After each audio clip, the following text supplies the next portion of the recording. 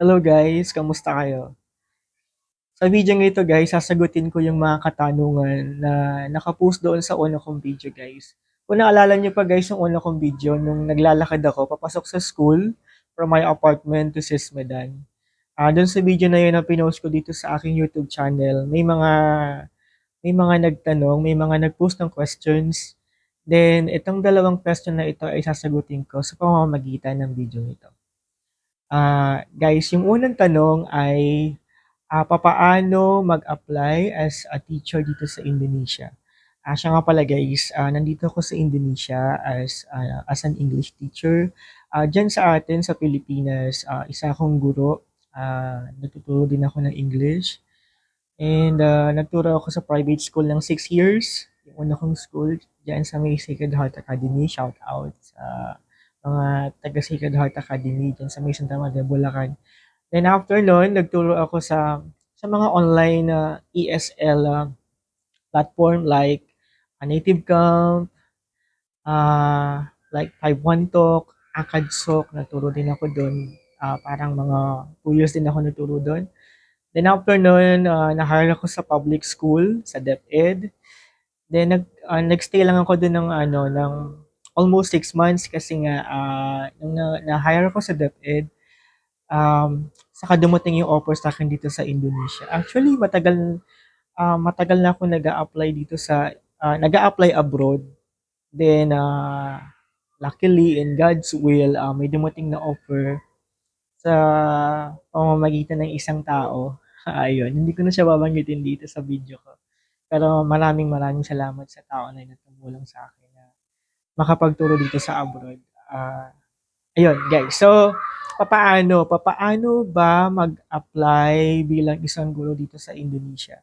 So ang maipapayo ko dun guys ay the first thing to do is mag-search kayo sa Google ng mga international school. Hindi lang dito sa Indonesia, kahit sa ibang bansa. Mag-try kayong mag-search kung saang bansa niyo gusto. For example, sa Japan, sa Korea, sa China, sa Saudi, sa UAE, sa Dubai, or kahit saang bansa niyo gusto mag-apply guys. Ang maipapayo ko, una niyong gawin, mag-search kayo ng mga international school doon. Then pag sinearch niyo yan, makikita niyo yung website nila and or email address nila. Then makikita niyo rin doon guys kung hiring sila. Pero kung hindi man sila hiring guys, may advice ko sa inyo ay magpasa pa rin kayo ng CV niyo or resume.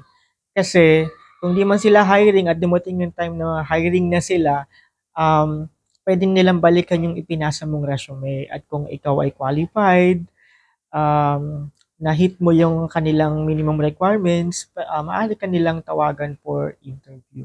So ako guys dito sa Indonesia, ayun, in-email ako ng school, at in-interview nila ako, nag-set sila ng date and time ng interview. Wala ng demo. Then after the interview, then in God's will, nakapasa tayo and inoferan ako ng school, sinundan ako ng offer letter. And ayun, nandito na ako guys. So yun ang pwede niyong gawin guys. So mag-search kayo ng mga international schools dun sa bansang gusto niyo puntahan and mapasa kayo ng resume. And mahalaga yung mga experiences nyo guys at mga credentials na ilagay sa inyong resume or sa CV. Kasi tinitignan nyo ng school eh. Dito kasi based on my experience guys, um, tinitignan nila yung years of teaching experience mo at yung mga credentials mo, tinitignan din nila yun. So yun guys. Then, pangalawang question guys, about sa sahod. So, ito parang hindi ko masasabi yung exact sahod ko dito, ano? Ah, sa sahod guys, connected to dun sa unang question, dun sa unang question na sinagot ko. O-offeran kayo ng school ng sahod at kung magkano, ang i-offer sa inyo ay depende sa inyong years of teaching experience at pwedeng din sa mga credentials nyo. Doon sa years of experience guys, hindi ko kasi nalagay din yung nagturo ako sa mga online platform, as an ESL teacher, hindi ko siya nailagay. 2 years din yung sayang. Ang nalagay ko lang yung 6 years ko at yung sa DepEd na 5 months. Pero kung nalagay ko yun guys, siguro medyo malaki-laki yung offer sa akin ng school ko, no? Pero kung tinatanong niyo ako kung magkano yung sahod ko dito as as an English teacher, as a newbie ah, sa international school, masasabi ko na sapat lang guys. Doble. O, syempre higit pa sa sinasahod ko dun sa DepEd. Kasi sa DepEd guys, teacher 2 ako nung pumasok ako. Teacher 2 yung item ko. Kasi nga nasa senior high school ako. Then yung sinasahod ko dito ay doble or higit pa dun sa sinasahod ko dyan sa atin sa DepEd. So, sapat lang guys na, na nabili mo yung mga gusto mo, makapagpadala ka sa pamilya mo, at makaipon ka ng kaunti. Ayun guys. So, siyempre, hindi ko siya pwedeng sabihin guys dito kasi bawal siyang i-disclose. Siyempre sa contract naman nakalagay na bawal i-disclose yung sahod. Pero usually ang mga sahuran dito guys ay mga mag-start siguro sa mga 1,000 US dollar pataas. Again, depende sa inyong years of experience. So sa akin guys, yung sinasahod ko dito, yung basic ko, meron pa yung allowance. Meron kami ditong housing allowance na tinatawag. So, siguro yung housing allowance, pwede ko siyang i-disclose na guys. So, yung housing allowance ko dito, parang nasa mga more or less 15,000 a month.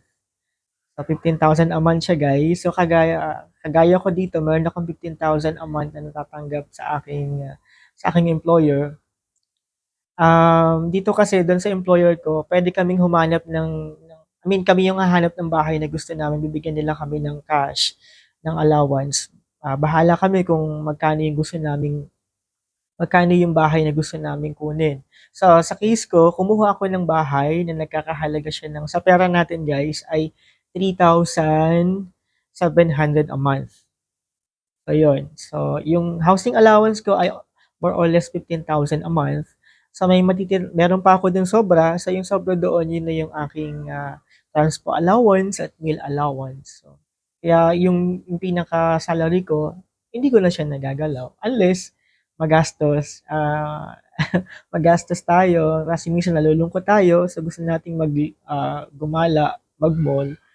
Yun, medyo nagagalaw natin yung ating pero sapat lang guys na makabili ka ng gusto mo, makapagpadala ka sa inyo, makapag-save ka. So, ayun, makaipon ka. At masasabi ko naman na syempre kaya naman tayo nag-a-abroad eh. Gusto nating kumita ng mas malaki compare sa kinikita natin diyan sa Pilipinas. Kasi sa kaso ko, T2, hindi ko kikitain sa Pilipinas pa sa ngayon na kabago lang akong hire sa DepEd, yung kinikita ko dito sa international school dito sa may Indonesia. Ayun guys. So sana nasagot ko yung tanong niyo guys. So pwede din kayo mag-search sa Google guys ng salary dito sa Indonesia or sa bansang gusto niyong applyan kung magkano yung salary na ino-offer doon. And guys, siya nga pala, kasi yung ibang school nagre-require may nagtanong kasi sa akin kung kailangan ba merong teaching qualification certificate, yung mga IELTS, yung mga TOEFL, yung mga TESOL. Guys, dito sa school ko kasi, hindi naman ako hinanapan nun. Pero kung meron ka nun guys, advantage mo yun. Meron kang TESOL, TOEFL, ano yung isa, yung IELTS or any teaching qualification certificate na-acquire mo, advantage mo yon.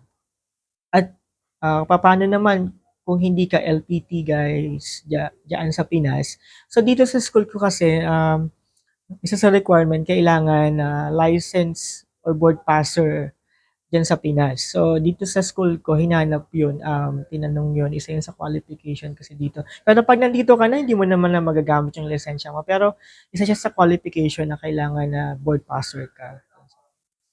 So, yun lang. Sana nasagot ko yung mga tanong nyo. At sa mga Question nyo guys, type nyo lang dyan sa baba at I'll do my best to answer your question. Bye for now. And with that, the 2023 season comes to an end. Good night.